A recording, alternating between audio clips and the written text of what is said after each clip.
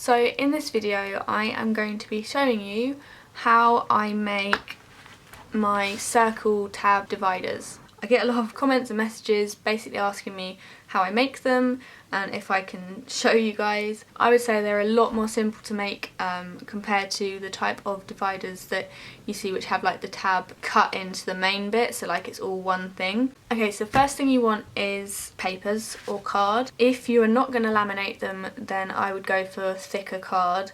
If you are going to laminate them, then I would go for thin card or paper. Obviously if you go for relatively thin paper, then you might want to get some thin card to back it with. And I've done this with a lot of my dividers in the past and it's worked fine. I personally love my dividers to be laminated. So yeah, I'm using a type of thick paper. So you basically need to get a piece of paper for each divider. You don't have to have a separate pattern piece of paper per divider. That is personal preference. You could just have two different ones and alternate them. I like to have 8 dividers in my planner, so I have chosen 8 different patterns. All of these are from this paper pad, which is by American Crafts. I got this in HomeSense and I don't think I paid much for it at all. Yeah, I paid $7.99, so this might be blatantly obvious, but you're going to need a circle punch. The one that I use is this one, which I don't know what size it is. I think it's a 1-inch circle. Possibly a little bit smaller. It depends on obviously the amount of dividers you're going to have. I feel this one fits enough on. I'm having 8, so there's going to be quite a few tabs, so I need a circle punch small enough so I can fit enough on. If you have less dividers, you might want to choose a bigger punch. This one is a 1.5 inch. You will also need a template. I'm going to use one of the back pages that I don't use as much, just in case I scribble on it or something. So yeah, you're just going to need a rectangle insert. It doesn't have to be a divider. You don't need the ones with the tabs, you just need a page. Also, you're going to need a pair of scissors or one of these, which is a paper cutter. This one's actually a guillotine. You're also going to need glue. I actually use Pritt Stick. I use Pritt Stick just because it's easy. Also because I laminate it, it doesn't have to hold forever, but obviously if you're not laminating them, you might want to use a stronger glue. You will also need some sort of thin card. It's basically something to back the tabs with. So step 1 is obviously drawing around your template. I don't draw around the full thing, so I'm turning it over. I'm then placing my template on top of it. I'm just going to make a little mark at the top, also on the corner, so you want like a little L shape around the corner, and then also down here at the bottom as well. And that's all the marks that I'm going to make, and you're going to want to go and do that on all of your pieces of paper. Obviously if you're using scissors, then it might be worth joining them up with a ruler. So I'm just going to cut this out now.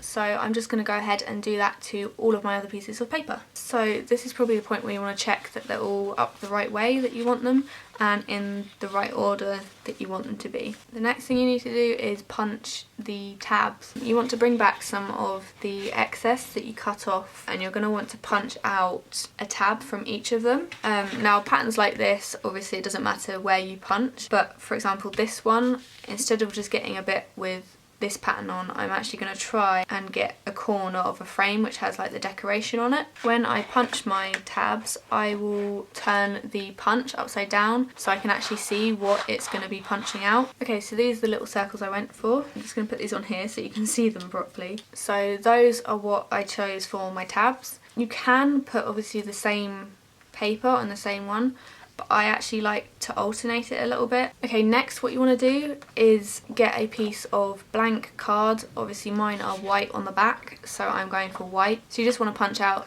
the exact same number of white circles as you have tabs. Okay, my camera battery died as I was putting the first tab on. This is what it looks like. I'll obviously show you again when I put the second one on. When you're putting them on, you want about 2/3 of it on the page and about 1/3 just hanging off. Once I stuck the coloured one on, I then flipped it over and stuck one of my circles, just my white circles, on the back. Second divider, same again. You want your next tab, you want to cover it in glue. This is just how I do it. I place the divider that I've just put a tab on top of it. To work out how far down it needs to go, I pretty much do that. I'll tuck the other tab underneath, and it's not obviously is pushed down, it's still kind of movable. Again, I'd probably say about a third of it is covered by the top tab, so there's about 2/3 out. And I also then put the two tabs on top of each other to see if it's actually taller or not. That's how I make sure that they're all sticking out the same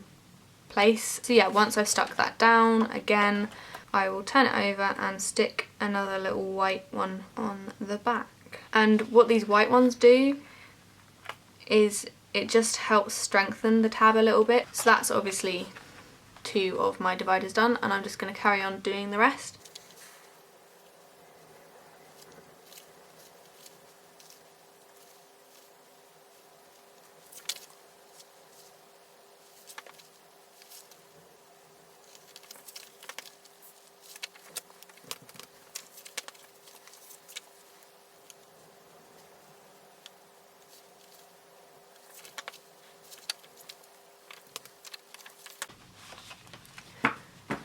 Okay, so that is all of my tabs stuck on. Obviously, if you wanted them to go all the way down, I don't know if you can't see very well on this background.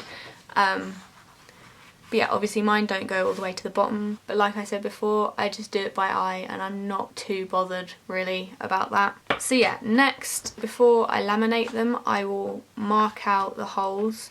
So then once they're laminated, I can just punch them. When I mark out the holes, instead of drawing a ring, I will just use a dot in the centre, and that way when I'm punching, I just have to line up my punch so the dot is in the centre of the punch. So yeah, I'm going to go ahead and do that now to all of my dividers.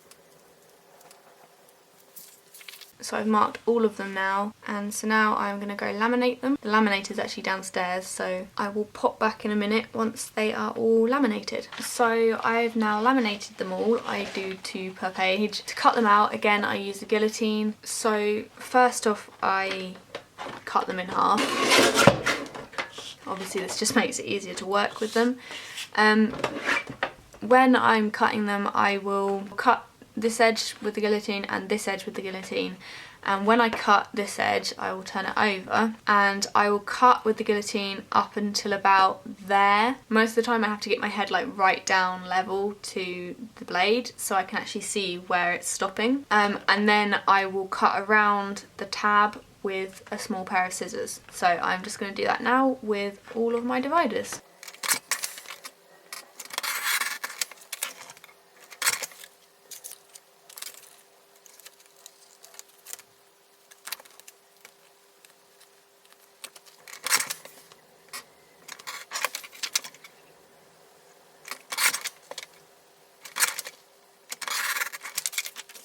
So I've now trimmed around all of the edges and they're all laminated. Obviously when you laminate stuff and you're trimming around the edges, you have to make sure you leave a couple of millimeters, and that just keeps it sealed around the outside. Personally, I like to actually round off the corners with a corner punch. This is just because I find them really pokey and the corners end up getting bent anyway. The one side I do trim down a little more than the others is the inside, because when I go to punch they don't line up with the holes. So obviously on some of them I do trim a little closer. But because this side is on the inside of the binder anyway, it's less likely to get caught on anything and come apart. So I'm not too worried about that side being thinner and the seal being broken on the laminated part. So yeah, once I've done that, I just punch out the holes.